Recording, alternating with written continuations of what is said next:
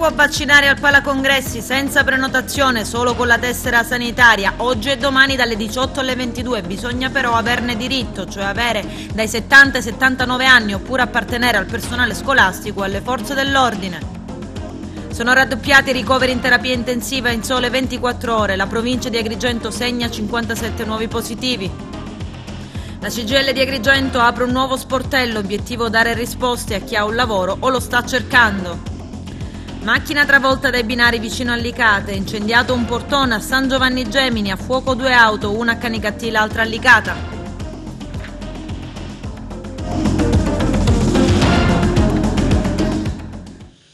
Bentrovati gentili telespettatori al nostro appuntamento con l'informazione. Hub vaccinali aperti fino alle 22 oggi e domani in tutta la Sicilia, con la possibilità di vaccinare con AstraZeneca tutti gli aventi diritto anche senza prenotazione. L'obiettivo è accelerare ulteriormente la campagna di vaccinazione anti-Covid-19 riservata al target compreso tra i 70 e i 79 anni, al personale della scuola e delle forze dell'ordine che non siano ritenuti estremamente vulnerabili. Chi non ha ancora eseguito la prenotazione o risulta prenotato in altre date potrà recarsi questo fine settimana dalle 18 alle 22 negli hub vaccinali della propria provincia e ricevere il vaccino AstraZeneca. Lo rendono noto dalla regione siciliana. Sarà necessario presentare soltanto la tessera sanitaria. La situazione dei contagi ad Agrigento continua purtroppo a salire. Nella giornata di ieri si sono registrati 7 nuovi casi in più, a fronte di un solo guarito. Il numero totale di persone attualmente in trattamento sono 105, un dato molto preoccupante che si avvicina al rischio di zona rossa con le conseguenze del caso.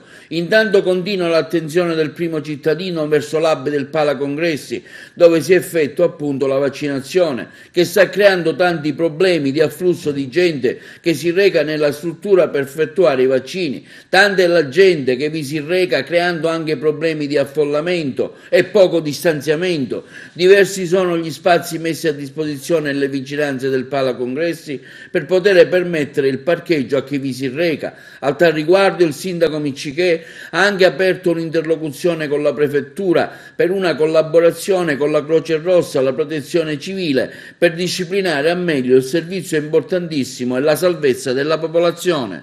Tantissime lamentele, diverse ore, è intervenuto sia stamattina che ieri. Ecco, com'è che si può sistemare questa vicenda del Palacongressi in attesa che la gente si vaccini?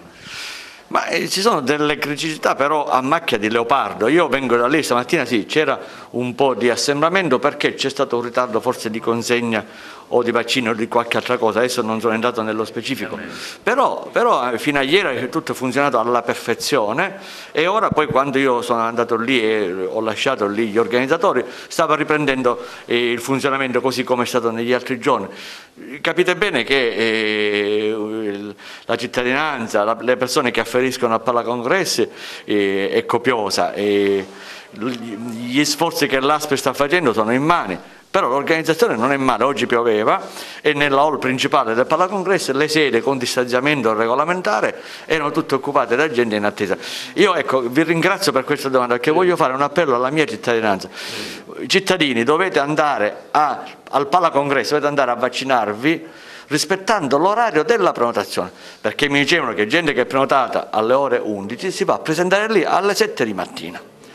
Questo che crea disagi, questo è il disagio creato dal cittadino che dà poi magari intoppi a una macchina di prenotazione di vaccinazione che è quasi perfetta.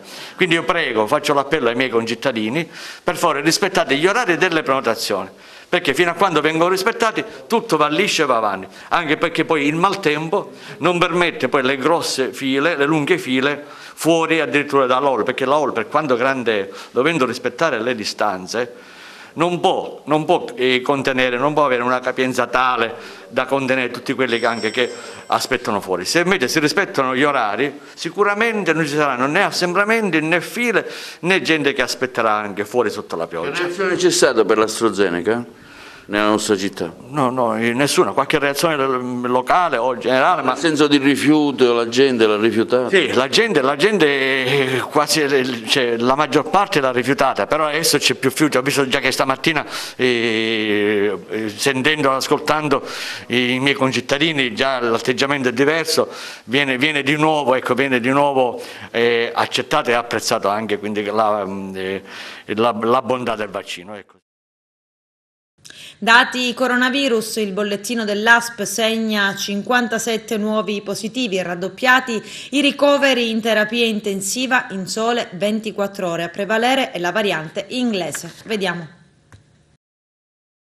Vedete subito dal grafico dell'ormai conosciutissimo pachiderma che la situazione è diventata veramente un po' allarmante, almeno dei positivi, perché poi vedremo che sui ricoveri abbiamo un incremento, ma ancora non siamo in allarme. Se guardate il grafico, adesso siamo a livelli ben più alti di quando abbiamo iniziato a rimonitorarlo con un po' di preoccupazione, quindi siamo a livelli più alti di inizio dell'anno. Per adesso siamo ai massimi assoluti, quindi il virus sta circolando fra di noi e il virus inizia sempre di più a essere quello della variante inglese, che quindi è più diffusivo. Sapete anche che dal punto di vista sanitario seguire un positivo per la variante inglese comporta per i nostri colleghi e per tutto il tracciamento andare indietro per 14 giorni rispetto ai 2 che si facevano per gli altri. Questa è un po' la situazione, quindi le solite raccomandazioni, le 4 cose che dobbiamo fare. Se noi riuscissimo a capire che quelle 4 bastano per evitare tutte queste cose, avremmo sicuramente fatto un passo avanti. Parallelamente a questo sapete che la situazione in alcuni comuni è precipitata, perché questo significa che c'è un allarme generale, che il virus si circola, alcuni comuni sono già in zona rossa. In zona rossa abbiamo Palma di Montechiaro, abbiamo Raffatale, abbiamo Sciacca e ci sono dei comuni per cui la situazione sta precipitando e quindi il virus sta circolando in mezzo a noi, quindi è un momento di allarme per tutti, non c'è nulla da fare. Continuiamo con quello che siete ormai abituati a sapere, la situazione nei nostri ospedali. Nei nostri ospedali abbiamo le medicine che in questo momento sono quelle che stanno lavorando un po' di più e quindi abbiamo 23 posti su 80 ad Agrigento.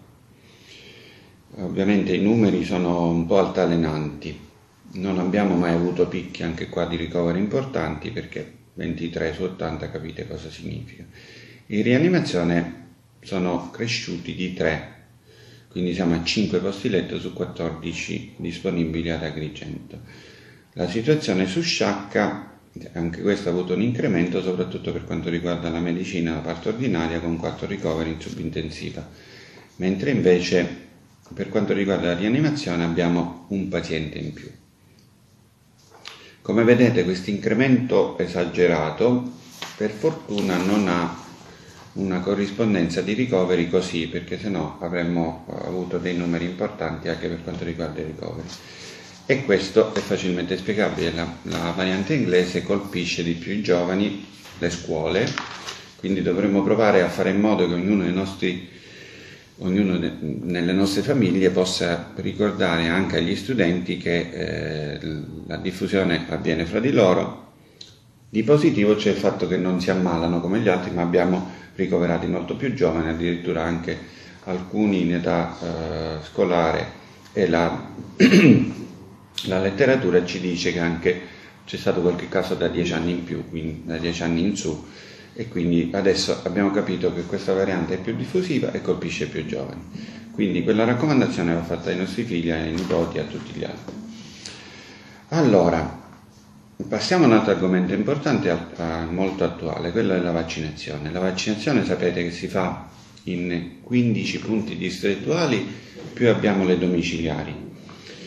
Abbiamo attivato da lunedì di questa settimana l'hub di Agrigento, una bellissima location, e ringrazio pubblicamente la proprietà e i gestori che ce l'hanno, perché sono stati di una generosità non comune e di una gentilezza e di una presenza costante per vedere se noi se serve qualcos'altro per noi. Quindi sono sempre disponibili anche quando è piovuto, come sta piovendo in questi giorni, a dare anche la disponibilità della hall principale, per cui le persone si sono accomodate, ci sono le sedie, c'è il distanziamento, in una bellissima struttura. Questo dal punto di vista di comfort. Poi abbiamo un bel po' di personale che sta lavorando lì dentro, sta lavorando bene, lo stiamo potenziando, intanto si sta formando, si sta affiancando. Ci sono veramente i volontari della protezione civile che sono fantastici nell'accoglienza, nella gentilezza. Le forze dell'ordine chiaramente hanno qualche difficoltà per gestire il flusso di macchine, di persone, però devo dire che ve lo ripeto per l'ennesima volta, ma la vedo tutti i giorni perché vado tutti i giorni anche lì, la situazione è veramente splendida per chi viene accolto in un certo modo. Per cui abbiamo avuto già giornate in cui siamo arrivati a 1.200-1.300 vaccinazioni, perché considerate, stiamo parlando solo Pfizer, di 600 al lab più il resto in quegli altri distretti e le domiciliari. Questa è l'unica soluzione che noi abbiamo per sconfiggere il nostro vaccino. Vi devo lasciare con una considerazione in positivo, perché se noi riusciremo a marciare con un buon numero di vaccini al giorno, sia Astra che Pfizer che Moderna, quella curva, anche se la positività e la contagiosità si mantiene costante, troverà tanti di noi che siamo immuni e quindi non ricettivi e soprattutto non diffusivi. Parliamo adesso del decreto sostegno 2021, Draghi soldi a tutti e velocemente. Sui vaccini dice farò AstraZeneca. Lello Cassesa. La prima conferenza stampa di Mario Draghi inizia con 2 ore di ritardo, ma sottolinea immediatamente di aver fatto il massimo per tutti e di farlo soprattutto il più rapidamente possibile. Il capo del governo illustra il decreto ristoro e mette sul piatto 32 miliardi di misure economiche. È consapevole che al momento sono risposte parziali e promette che la filosofia del provvedimento è procedere con più fondi a tutti e risarcimenti più velocemente possibile, sia verso i lavoratori che verso le imprese. Subito dopo il dettaglio dei provvedimenti, spiegando e rispondendo alle numerose domande con i giornalisti, e in alcuni casi con il suo modo garbato e la sua ironia. Una domanda secca è quella che rivolge un giornalista. Le pesa essere considerato un salvatore della patria? Risposta distesa. Sì, ma le aspettative su di me non mi pesano. Mi auguro che le future delusioni non siano pari all'entusiasmo che c'è oggi. Questo è il minimo che mi aspetto.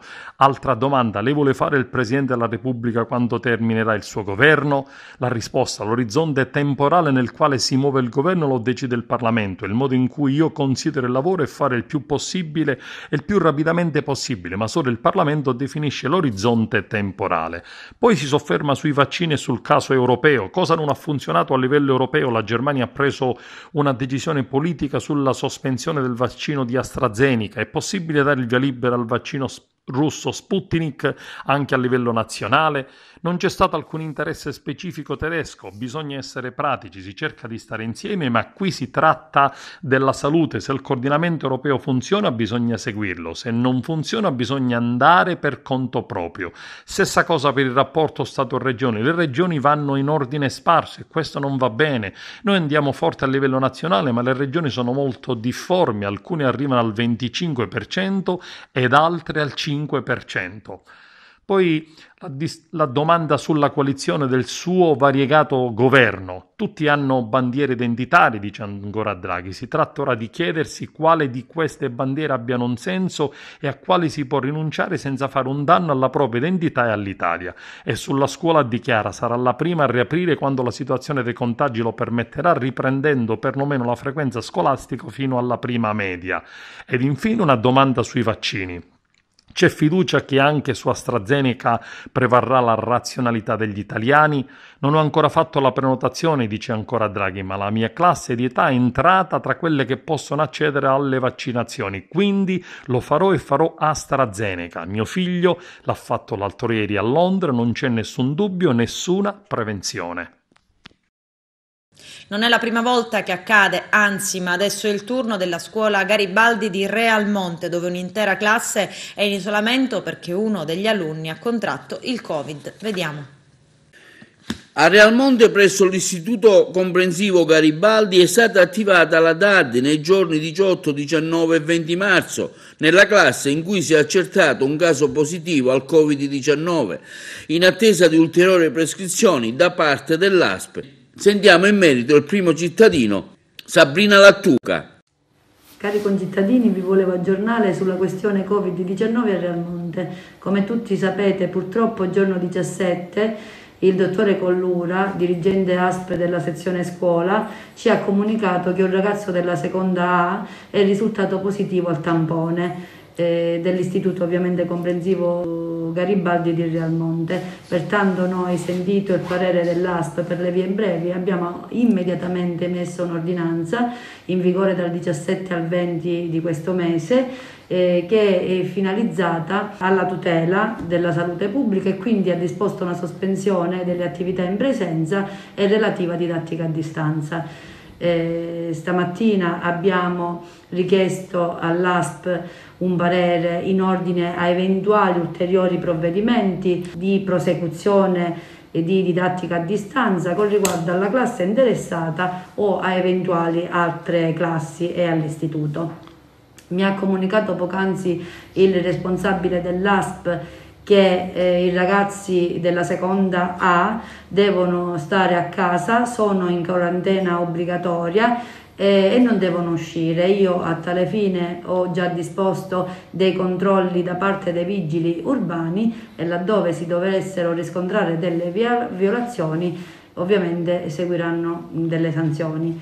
Approfitto per evidenziare che secondo una circolare dell'assessorato istruzione e salute, in particolare della circolare 320 del 28 gennaio 2021, i sindaci dei comuni non possono emettere alcuna ordinanza, pena un difetto di motivazione, senza un parere vincolante reso dall'ASP di Agrigento. Questo per opportuna informazione al mondo scolastico e alle proprie famiglie. Detto questo, ricordo sempre, e non mi stancherò mai di farlo, e in attesa di ulteriori sviluppi e modifiche dell'ordinanza e di rispettare con rigore la normativa anti-Covid. Vi invito ad atti di assoluta responsabilità, evitiamo assembramenti e rispettiamo le regole. Leggere un contratto, avere consapevolezza dei propri diritti, ottenere informazioni giuste, entrare nel mondo del lavoro, essere informato o aiutato. Questa è la mission della CGIL di Agrigento, con in testa il segretario generale Alfonso Buscemi, che apre un nuovo sportello. Vediamo. In un momento così difficile, in un momento di crisi, la gente si sente anche a volte un po' sola, ha bisogno di risposte, di ricominciare, di ripartire, di organizzarsi. Una delle cose più importanti è la sfera del lavoro. La CGIL si arricchisce di un nuovo servizio alle persone. Parliamo della sede di via Matteo Cimarra.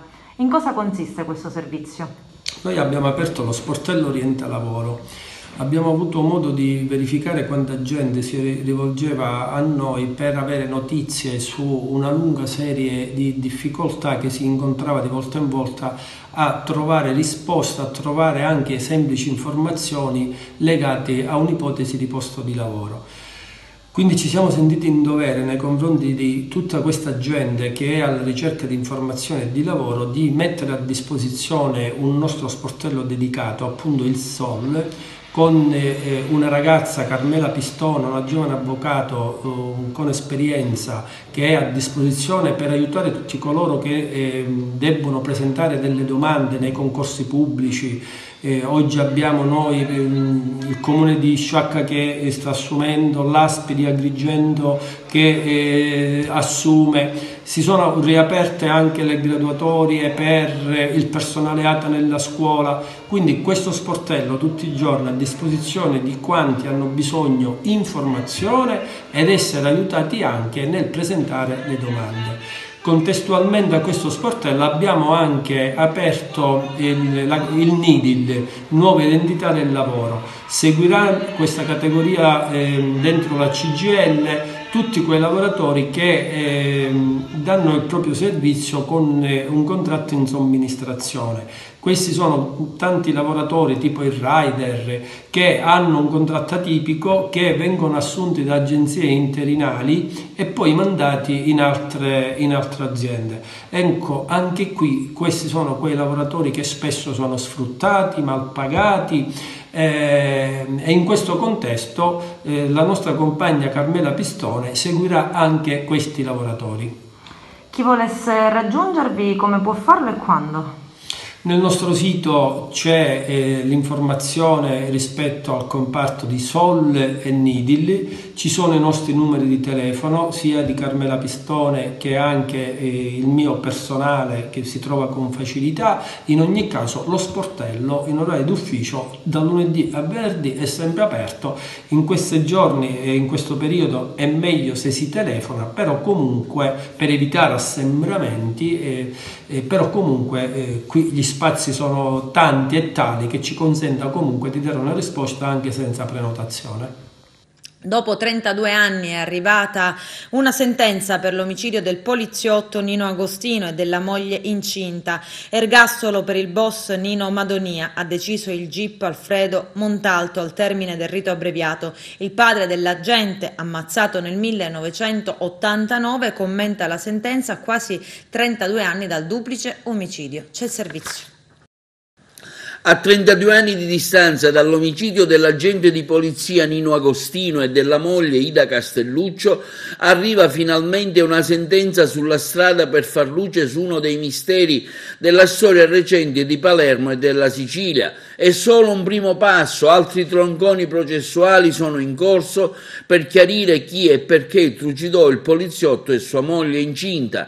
Siamo e sono al fianco del genitore Vincenzo Agostino, che solo quando tutto sarà finito e chiarito taglierà la sua lunga barba. Aspetteremo con pazienza e tenacia questo momento al suo fianco. A dichiararlo il presidente della regione siciliana Nello Musumeci, commentando il pronunciamento del capo del GIP di Palermo Alfredo Montalto, che oggi ha condannato all'ergastolo per il duplice omicidio il boss Nino Madonia. Sentiamo in merito il genitore Vincenzo Agostino. Grazie a tutti e grazie alla magistratura onesta, principalmente alla magistratura onesta, questa vittoria è di loro, ma principalmente mio figlio, che non si è mai fatto corrompere da nessuno e ne vado fiero. Oggi questa sentenza per me è una grande gioia. A voi i cittadini italiani vi do questa notizia, che praticamente dobbiamo essere tutti uniti per poter vincere bene. E non so come ringraziarvi, non so che cosa dire. Soltanto una vittoria. Mi dispiace che non c'è mia moglie, che praticamente Nino me la prende e la porta dalla nonna. Nino per favore, la porta dalla nonna.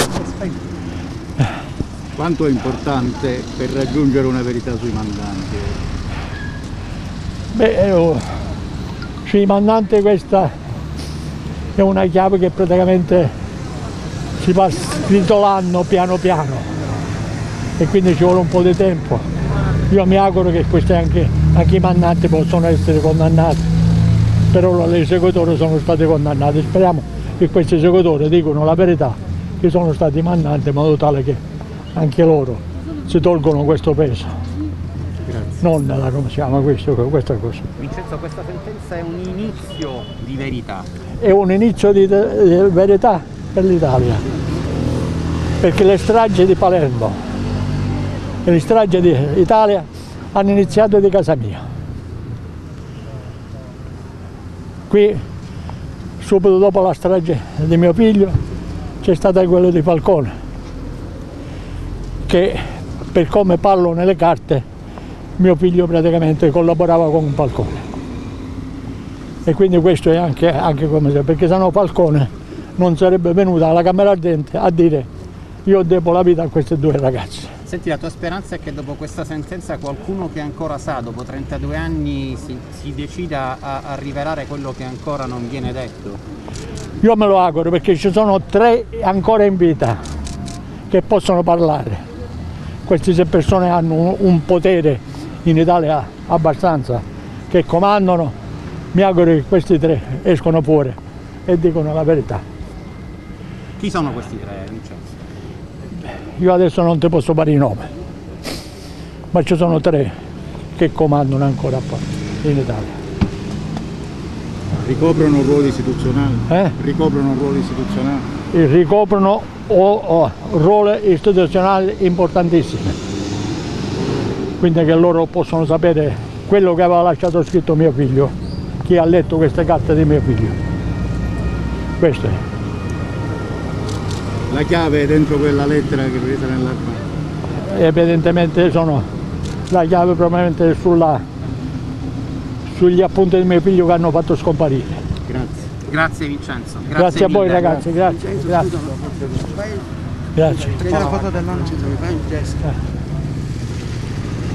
Tranquilli ragazzi, abbiamo vinto tutto, no? Hanno vinto queste ragazze, la vittoria è di queste ragazze, che è il presente, che non sono il futuro, ricordatevelo. È ancora presto per tagliare la barba? Sì, ancora la barba io me la taglierò come appena che ora condannano anche a Scott, perché l'hanno rinviata al giudice, quindi praticamente a Scott lo dovrebbero anche condannare. Il Covid non ferma l'associazione Libera, che anche quest'anno, il 21 marzo, ovvero domani, celebra la giornata della memoria e dell'impegno in ricordo delle vittime innocenti di mafia. Vediamo. A ricordare e a rivedere le stelle, cultura e memoria. Questo il tema che accompagnerà la 26ª giornata della memoria e dell'impegno e ricordo delle vittime innocenti delle mafie, organizzate in tutta Italia dalla rete di Libera, ma non solo, sotto l'egida del Presidente della Repubblica Sergio Mattarella. Purtroppo neanche quest'anno sarà possibile realizzare il colorato corteo che ha caratterizzato le manifestazioni nazionali e regionali, spiegano gli organizzatori in una nota. C'è bisogno di scelte personali e collettive che limitino la diffusione del virus, che resta molto violento e pericoloso. Per questa ragione la proposta per il 2021 cerca un punto di mediazione tra la necessità di non organizzare grandi manifestazioni, assembramenti e il bisogno di vivere in prima persona e con altri un momento di memoria e impegno civile in piena sicurezza. La cultura della sana e doverosa memoria, che in questo anno di pandemia è stata spesso penalizzata e messa ai margini, ritenuta non essenziale, ma che è fonte primaria per l'evoluzione umana, sarà comunque fruita a livello regionale e locale, sullo stivale tutto. Quella stessa cultura che è capace di svegliare le coscienze, seminare responsabilità e generare partecipazione. La cultura quale ingrediente fondamentale per la lotta alle mafie tutte e alla corruzione, scintilla di memoria e impegno sociale. La lettura dei nomi delle vittime innocenti, carrellata dolente e dolorosa per questa nostra Sicilia, è utile per far rivivere a distanza di anni quegli uomini e quelle donne, bambini e bambine, per non far morire le idee.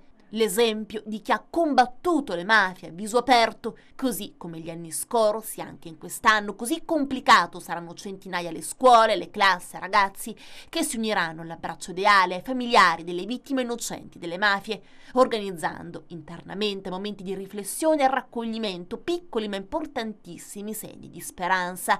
Tutte le iniziative in osservanza delle norme dell'ultimo DPCM del 2 marzo 2021 e del decreto legge del 12 marzo 2021 si svolgeranno in assenza di pubblico e a porte chiuse.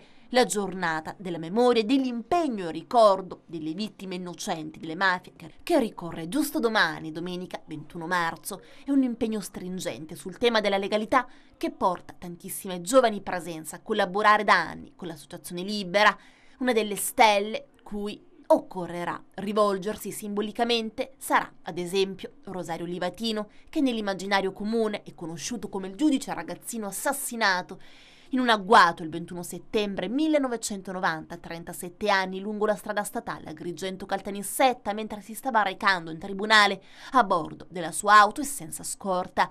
Giovanni Paolo II definì il giovane giudice martire della giustizia e indirettamente anche della fede. Ora Francesco ha autorizzato la sua beatificazione, coraggioso servitore dello Stato, della giustizia e del bene comune, testimone di speranza e di vita contro sistemi di potere e di violenza violenza e di morte, queste le parole di Don Luigi Ciotti per descrivere Livatino alla notizia della conclusione del percorso di beatificazione questo sabato 20 marzo. Sulla facciata del Palazzo Centrale dell'Università di Catania saranno proiettati circa 1000 fra i nomi dei caduti per mano della mafia nel territorio etneo: Alfredo Agosta, Cosimo Aleo, Giovanni Bellissima, Carmelo Benvenga, Luigi Bodenza, Salvatore Bologna, Alessandro Rovetta, Giuseppe Sapienza e così via. E che dire della nostra amata Palermo, che addita a sé uno strascico di nomi e volti inquietante, squarciante per l'anima e per la mente: Vincenzo Miceli, Giovanni Trecroce, Emanuele Piazza, Giuseppe Miano, Gaetano Genova, Giovanni Bonsignore, Calogero La Piana, Rosario Livatino, Libero Grassi, Salvo Lima, Salvatore Collette, Mariano Farina, Giovanni Falcone, Francesca Morvillo, Antonio Montinaro, Rocco Di Cillo, Vito Schifani, Paolo Borsellino, Emanuela Loi, Walter Di Cosina, Vincenzo Limuli, Claudio Traina, Agostino Catalano, Ignazio Salvo, Beppe Alfano, Giuseppe Di Matteo, Giuseppe Lafranca, Attilio Manca, e per arrivare ai giorni nostri Enzo Fragalà. A loro è rivolto il nostro pensiero, a loro è rivolta la nostra memoria, indimenticata e sempre viva. I carabinieri della compagnia di Agrigento, al termine di un'attività investigativa, hanno identificato e denunciato 3 persone di Cattolica Eraclea, 67, 23 e 21 anni, ritenuti responsabili del pestaggio avvenuto alla fine del mese di gennaio scorso ai danni di un 57enne del posto. I 3 dovranno rispondere di lesioni personali in concorso. Ancora oggi resta da chiarire il movente alla base del raid punitivo. Secondo una prima ricostruzione si tratterebbe di un incontro inizialmente chiarificatore degenerato in breve tempo. Dalle parole ai fatti, con il 57enne che è stato aggredito e ferito, è stato necessario il ricovero all'ospedale di Sciacca, dove gli sono stati diagnosticati 30 giorni di prognosi per alcune fratture. Notte di fuoco nel centro di San Giovanni Gemini, dove ignoti hanno cosparso con del liquido infiammabile il portone d'ingresso dell'abitazione di un pensionato settantenne del luogo, dandogli poi fuoco. Le fiamme hanno attirato le attenzioni del vicinato. Uno di loro, mentre stava rientrando dal lavoro, ha immediatamente avvisato le forze dell'ordine e i vigili del fuoco. Al via le indagini per risalire alla natura dell'incendio e dare un volto ai responsabili. E 2 auto a fuoco nell'Agrigentino. Il primo episodio si è verificato a Canicattì, ad andare in fiamme l'auto, una Volkswagen Golf di proprietà di un operaio. L'altro episodio si è verificato a Licata, a bruciare una Citroen C3 appartenente ad un bracciante agricolo di 46 anni. La macchina era parcheggiata in via Torricelli, una strada del centro abitato. Ad intervenire in entrambi i casi sono stati i vigili del fuoco e i carabinieri che hanno avviato le indagini. Ancora sconosciute le cause, in mancanza di certezze tutte le ipotesi restano valide, dal dolo al fatto accidentale. Un treno di passaggio vicino al casello ferroviario di Falconara, teoricamente in territorio nisseno, ma geograficamente molto più vicino a Licata, ha travolto in pieno un'auto che per ragioni ancora poco chiare si trovava sui binari. L'impatto fortunatamente non ha avuto gravi conseguenze poiché il mezzo era vuoto. Resta comunque da capire come sia stato possibile che una vettura si trovasse letteralmente parcheggiata sui binari. Adesso c'è la pubblicità, a tra poco. L'arbitro agrigentino Rosario Perrone in Serie A oggi riceve una targa dal sindaco della sua città, Arturo Cantella. Consegnata stamani una targa da parte del sindaco di Agrigento Franco Miccichè all'arbitro Rosario Perrone, con esperienza di militanza anche nelle massime serie come arbitro e come dirigente dell'Associazione Arbitri Italiani. Presente alla consegna della targa anche il presidente dell'AIA arbitro Gero Drago agrigentino, che ha anche donato al primo cittadino una divisa degli arbitri nera. Il ricordo dell'incontro avvenuto oggi è una guida. Il sindaco ha anche voluto ricordare la sua vicinanza al mondo del calcio, la sua passione tifosa per la squadra dell'Inter e del suocero Totò Saieva, per anni protagonista attivo del mondo del calcio. Questo è per me anche oggi un giorno importante, perché è un continuo di riconoscimenti che noi diamo, perché scopriamo che abbiamo noi delle eccellenze, abbiamo veramente dei professionisti che operano in tutto il campo nazionale e sono agrigentini e portano la nostra città ovunque. un episodio banale, mi chiama ieri un signore di Ancona per altri motivi miei di lavoro personale, e quando gli dico che io sono un sindaco, il sindaco mi dice: ma di qua città, Agrigento è importantissima. Quindi al nord, fuori dalla Sicilia, ci conoscono come un grosso centro, un centro importante dal punto di vista culturale, dal punto di vista del turismo. Certo, la pandemia per ora ha dato dei problemi, però penso che grazie a queste personalità, grazie a Rosario Perrone, e così come anche tanti altri come lui, che fanno conoscere la nostra Agrigento in tutta la nazione italiana, e penso anche forse all'estero. Quindi oggi, ripeto, è un giorno importante, è un riconoscimento che io ho voluto fortemente dare, anche spinto anche dal mio consigliere comunale Angelo Vaccarello, e qui presente a me c'è anche il mio assessore Costantino Giulla, assessore dello sport.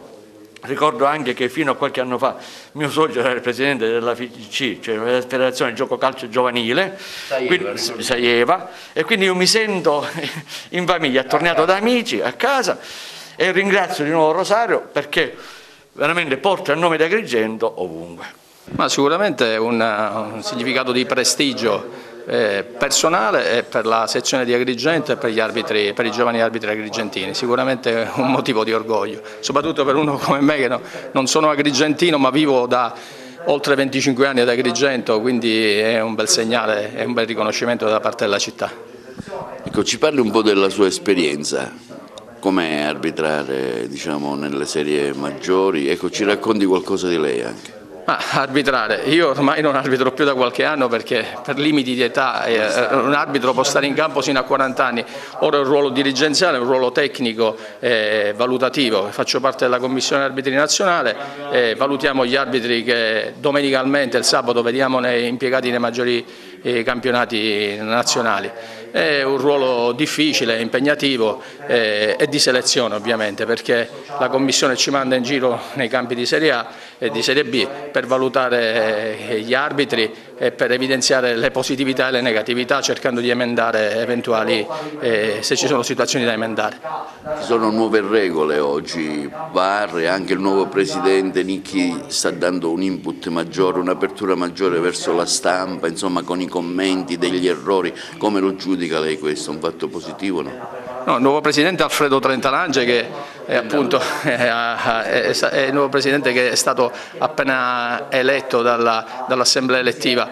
È un momento importante, arbitrare è sempre più difficile, richiede sempre più impegno e professionalità. Le nuove regole spesso vanno in contrasto anche con una confusione mediatica che viene così espletata dalle testate giornalistiche dei giornali. Però noi ci rendiamo conto che arbitrare in campo è veramente difficile. Ma Rosario Perrone sicuramente col premio di oggi è l'emblema di come la nostra sezione stia facendo un grande lavoro. Noi, grazie a Rosario, naturalmente essendo presenti anche nella commissione CAN, che è la massima commissione nazionale, dimostriamo che possiamo, anche partendo da una provincia del sud Italia come Agrigento, poter puntare a ambiziosissimi risultati. La nostra sezione conta associati in tutte le commissioni nazionali d'Italia, quindi siamo presenti in tutte le commissioni, e in questo momento per esempio abbiamo anche arbitri assistenti in Serie C che stanno dimostrando di poter competere per la CAN. Ecco, questo è il risultato di tanto lavoro, e dal punto di vista tecnico e atletico e dal punto di vista dei comportamenti, perché per arrivare a una commissione importante come la CAN bisogna essere completi sotto tutti i punti di vista. Un modo di arbitrare che si evolve anche in considerazione dei mezzi tecnici elettronici oggi messi a disposizione in campo. Ma tutto il mondo si sta evolvendo verso un futuro più multimediale, lo vediamo con il lavoro, lo smart working, insomma ormai la tecnologia sta prendendo per certi versi il sopravvento. Però per quanto riguarda almeno l'aspetto calcistico, la VAR, la video assistant referee, permette ai nostri arbitri naturalmente di poter sbagliare con più serenità. Sbagliare è umano, sta nelle cose, sbagliano i calciatori nel segnare una rete, sbagliano gli arbitri in una decisione che spesso è molto difficile dal campo rispetto a come la vediamo in televisione. Con la nuova presidenza c'è un'apertura da parte degli arbitri verso la società esterna e mass media? Ma guardi, l'AIA aveva bisogno di una nuova governance, come tutte le cose hanno un inizio e una fine, e come tutte le amministrazioni poi arriva un momento in cui bisogna dare nuova linfa e nuovi stimoli. Elvira Amata, capogruppo di Fratelli d'Italia all'Ars, torna a battere sul ponte sullo Stretto. Vediamo. Resta sempre caldo il fronte delle infrastrutture per il Sud e in particolare per la Sicilia, in vista della definizione delle opere da realizzare con i fondi europei del Recovery. Tra le opere al centro del dibattito politico, il ponte sullo Stretto di Messina. Per Elvira Amata, capogruppo di Fratelli d'Italia all'Ars, la Sicilia ha bisogno di ponte e vuole il ponte sullo Stretto di Messina per non essere tagliata dal resto dell'Italia in un'Europa e un mondo che corrono. Le parole del ministro Giovannini, il quale ha affermato che il ponte sullo Stretto è fuori dal recovery plan, evidenzia la deputata di Fratelli d'Italia, ci fanno comprendere bene quale sia il posto di questa opera fondamentale non solo per i siciliani nell'agenda del governo Draghi. Se Draghi vuole accelerare su una più rapida connessione della Sicilia e del Mezzogiorno al resto d'Italia, prosegue Amata, non può consentire di mettere il ponte sullo Stretto in secondo piano. Ci auguriamo che anche il presidente della regione Nello Musumeci, assieme al collega vicepresidente della regione, possa intervenire a sostegno dell'unica opera che davvero può cambiare le sorti della regione più a sud del paese. Si parla ancora di commissioni, di documenti, di dibattiti, mentre Sicilia e Calabria, conclude la parlamentare siciliana di Fratelli d'Italia, restano fanalino di coda in un paese in piena crisi. Bisogna guardare esclusivamente agli effetti sociali, economici e pratici di un'infrastruttura che, se costruita, sarà in grado di far ripartire tutta l'Italia, utile al nostro paese e all'Europa, e che potrebbe generare di per sé un'attrattiva turistica unica. L'anno scorso l'ARS aveva approvato all'unanimità un ordine del giorno di Fratelli d'Italia proposto da Elvira Amata, che impegnava il governatore Nello Musumeci a riaprire il dialogo con Roma e con il governo affinché l'opera fosse inserita nelle priorità dell'esecutivo nazionale. La cruciale importanza per il futuro del Sud e dell'Italia intera di una soluzione al nodo del collegamento diretto fra Sicilia e Calabria, ha dichiarato Marco Falcone, assessore alle infrastrutture della regione siciliana, chiama tutti gli attori istituzionali a un'assunzione di responsabilità. Siamo convinti infatti che ogni decisione o percorso di confronto che riguardi l'attraversamento stabile dello Stretto sia opportuno che passi da un dialogo franco e documentato fra Roma, le regioni e le comunità locali, fino anche all'Europa. In questo senso il presidente Musumeci ha già consegnato tale auspicio al ministro Giovannini e al governo nazionale. La prospettiva di un mezzogiorno che rialza la testa, conclude l'assessore Falcone, è legata a doppio filo a infrastrutture come il ponte o l'alta velocità in Sicilia. Infrastrutture che, come è avvenuto con le opere post Unità d'Italia o del dopoguerra, siano l'effettiva soluzione al divario fra nord e sud. San Vito Lo Capo per la turistica del Trapanese in vetrina grazie alla serie TV di Rai Macari. Vediamo. Abbiamo iniziato proprio il giorno 15, in coincidenza con la messa in onda della fiction, una campagna digital di promozione del nostro territorio e abbiamo già ricevuto proprio da poche ore successive alla messa in onda un incremento davvero inaspettato di visite e presenze e questo ci fa ben sperare. In realtà era proprio l'obiettivo che il sindaco e tutta l'amministrazione si erano posti all'inizio di questo percorso, poter garantire in un anno particolarissimo con un'economia davvero al collasso, poter rappresentare un trampolino di lancio per una ripartenza, per riportare San Vito ma anche la destinazione turistica Sicilia occidentale, che è oggetto comunque di questo meraviglioso spot che ci ha regalato Rai e Palomar, possa riportarla ai numeri che avevamo fino al 2019. Credo che l'obiettivo comune che questa amministrazione, ma anche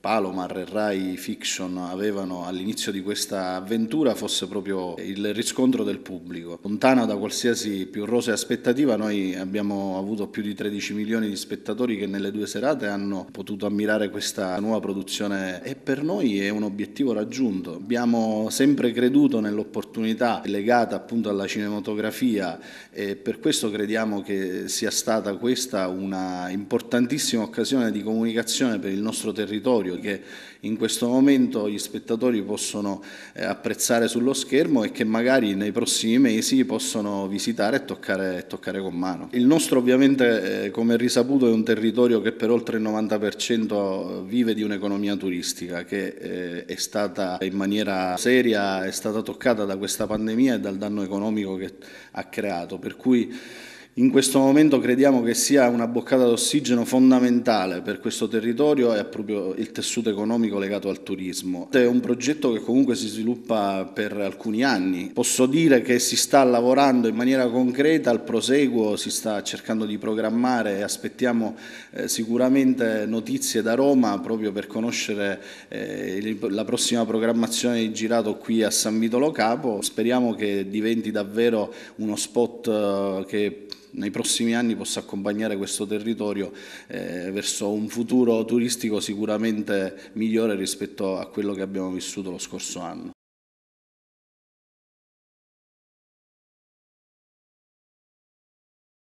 Con questo è tutto, termina qui l'edizione del telegiornale. Grazie per la gentile attenzione e per essere stati con noi. Buon weekend, a presto.